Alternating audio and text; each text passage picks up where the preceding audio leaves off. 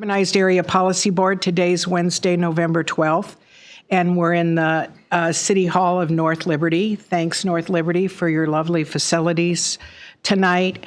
And we don't have a quorum here tonight, but we're going to go to administration and let Kent Ralston talk about the next dates and things. Go ahead. Yeah, sure. So thanks, Kent Ralston, Director of the MPO. So as the mayor mentioned, we don't have a quorum, which I think is the first time in the last 20 years or so, unfortunately. So that said, we're looking to set our next board meeting date, time, and location. It'll be January 28th at Iowa City City Hall, and you'll all get the save the date about a month in advance, and then the packet about a week in advance, like we typically do.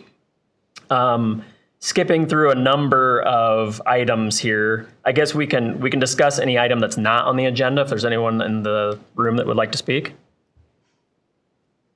Seeing none, I would say we move forward to, if it's okay with you, Madam Chairperson, agenda item 4, which is transportation planning, and have our presentation from Iowa DOT district staff on area transportation projects. Okay, that's A. We're going to go to 4A. It'd be 4C. 4C, with Sam. The Iowa DOT District 6 staff. Sam's going to talk about the transportation projects. Sam, could you give your last name? I'm sorry. Shea. Thank you. Shea. Is that coming? Okay, yeah, now I hear it.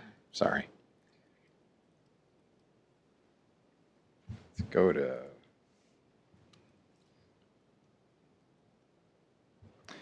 So for those of you who have not met me before, and I think that may only be a few of you, I'm the District Transportation Planner for District 6, the Iowa DOT. My office is up the road in Cedar Rapids. So I was asked to come here and discuss a little bit of projects with y'all. I'm pretty informal in my presentation style. If you have questions, you see something you want to talk about, just shout it out. Don't wait till the end or raise your hand or anything like that. So I'm starting with some, so these are just a few projects the DOT is working on. This is out of our program. These are also out of our, what we call 3R, which is the rehab resurfacing budget, some stuff like that, highway safety improvement program. So we're starting with some joint projects here. This is a joint project with the city of Iowa City for Dodge Street.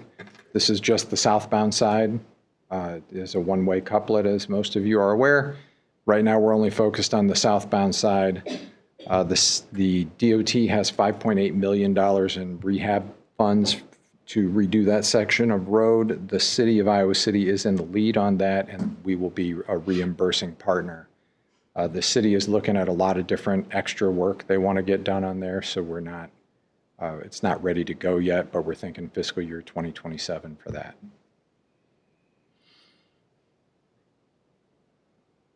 There we go. The Burlington Street Bridge over the Iowa River, also a joint project with the city of Iowa City. The city of Iowa City is also looking at a lot of other work in this one, so we'll be a reimbursing partner. For those of you who are not aware, that's actually two bridges today. The city and the university own one, and the Iowa DOT owns the other. So in the future, we plan to rectify that with a single bridge that's owned and maintained by the Iowa DOT. That's going to be better for the city in the long run, but we plan on having a three-way cost share, and we're not sure exactly what that cost share is yet. But the city will be, or the DOT will be reimbursing, the city will be in the lead role. We currently think the bridge is about $18 to $22 million. We don't have a lot of specifics on it yet. It's not yet a program project for us. The city's forecasting 2029 to do that work. It includes a lot of pedestrian improvements. It includes possible changes to the hydraulic facility, the dam, and the pedestrian overpass at Riverside. So that's where we are with that one. The mouse is very touchy, sorry. In Tiffin, this is another coordinated project where the city of Tiffin is in the lead. We did a public meeting on this one about a year ago. This is forecast for fiscal year 2027, and again, the DOT will be reimbursing $4 million towards this project. This is a 3-lane project, so they'll be widening the road to put in a center 2-way left turn lane. They'll also redo some curb gutter, and they're going to fix some sidewalks and improve a lot of sidewalks to meet ADA compliance. Oh, there's also some turn lanes at the major streets. So I'm not showing the whole project here. I'm just showing the top one is kind of an example segment that then the extension goes much further. The bottom one there is just the intersection of Kroll and Kimberlite because we're adding turn lanes to those. How long is that whole piece?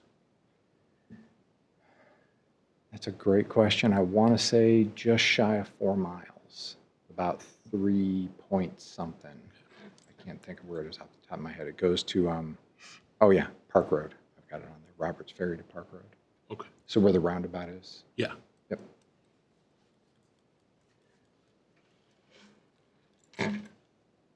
Bridges, I know they're boring, but necessary, right? So we've got some bridge replacement projects.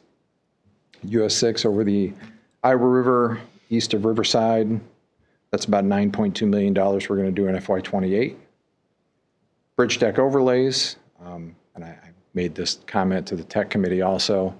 It was only a few years ago I learned that a bridge deck overlay is not the same thing as a road overlay. I thought, you just come in and put a new surface on it, but on a bridge deck, they actually dig down into the rebar, and they do a lot of bridge rehab repair as part of a overlay.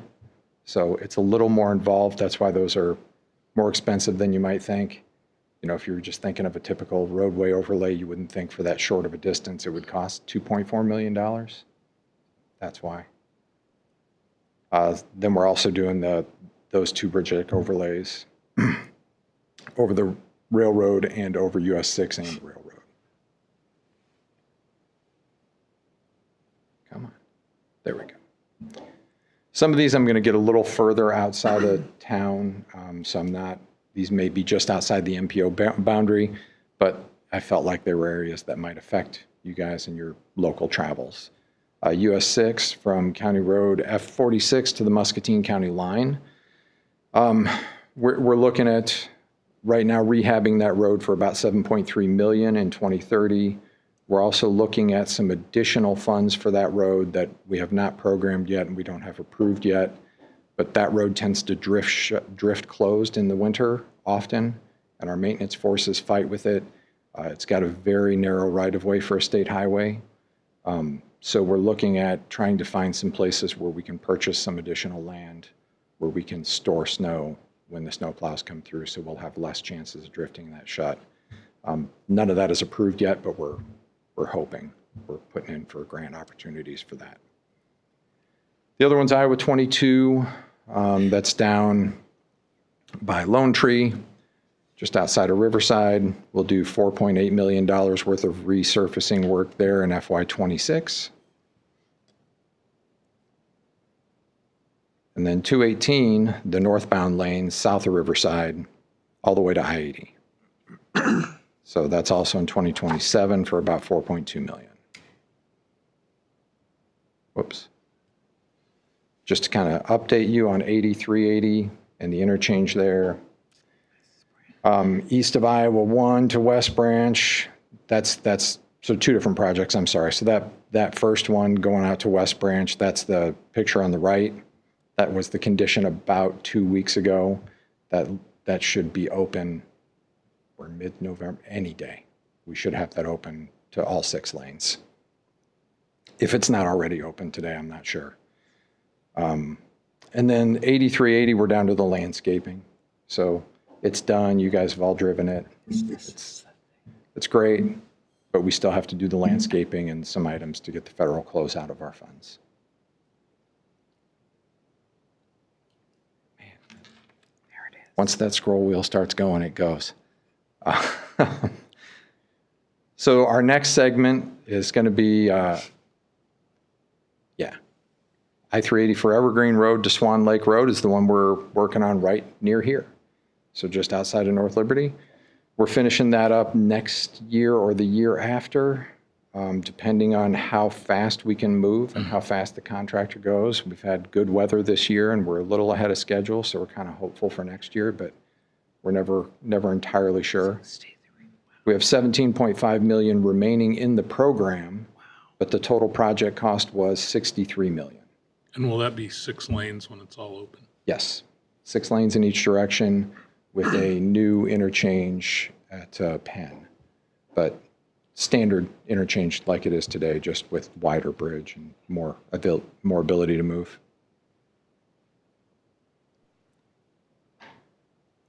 So in walking up from there, our next project there is I-380 north of Swan Lake, all the way up to Swisher-Shoeyville at 120th. There's not much to show on this because we're in such preliminary design, and just looking at 6 lanes for segment after segment is kind of boring. But I am showing you the interchange there at 120th because that will be a change. That's what we call a dog bone roundabout. So that whole interchange and bridge operates as one big roundabout, but with the bridge being kind of the centerpiece of the dog bone. So you'll wrap around on either side. That's our plan right now. We have a public meeting coming up on that next week. So if anybody's looking to come and say hi, come see me at the district office up in Cedar Rapids, which is where we're going to host that one, because it's free and it's not far away. That's going to include, of course, right-of-way, culvert extensions, all the other stuff. Right now, it's currently programmed at $12.5 million, but the total cost estimate, and I told the tech committee the wrong thing. I didn't have the total cost estimate with the tech committee. So the two sets of bridges are pretty expensive, and the ones over the Iowa River are pretty complicated. So without going into great detail, that's driving that cost up a bit. And right now, the total cost estimate is $133 million. Yes, sir. Sorry to bother you with another question, but No bother. does the DOT anticipate doing anything in the way of pedestrian access on 100, like through the intersection of 120th, or is there any opportunity for local government to cooperate on something like that? There may be opportunity for local government to cooperate on that. Right now, we are not planning that. There's no sidewalks currently. There's no trail currently. So we don't have a plan to put one in where there isn't one, and we don't have a way to connect it to anything within our impact area, which is our National Environmental Policy Act limits. So within our project limits, there's no trail to connect to. So we weren't planning on that. That's not to say that we can't, but now's the time. Good. Thank you. Okay. Any other questions for Sam?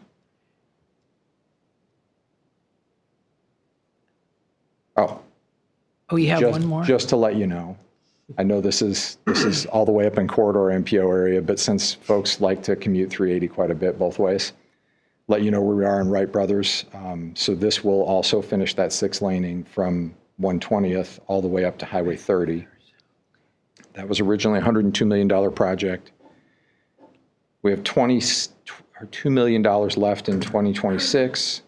They are expecting this to be done late 2026 or early 2027. So I just threw in some pictures that the construction engineer snapped for me to add to this presentation. So that's where those are. So that's them paving. That's going to be a diverging diamond, which you guys are all familiar with because you've got one in First Avenue. So. And Sam, I would ask the same question that Rod asked. Will there be pedestrian accommodations at Wright Brothers?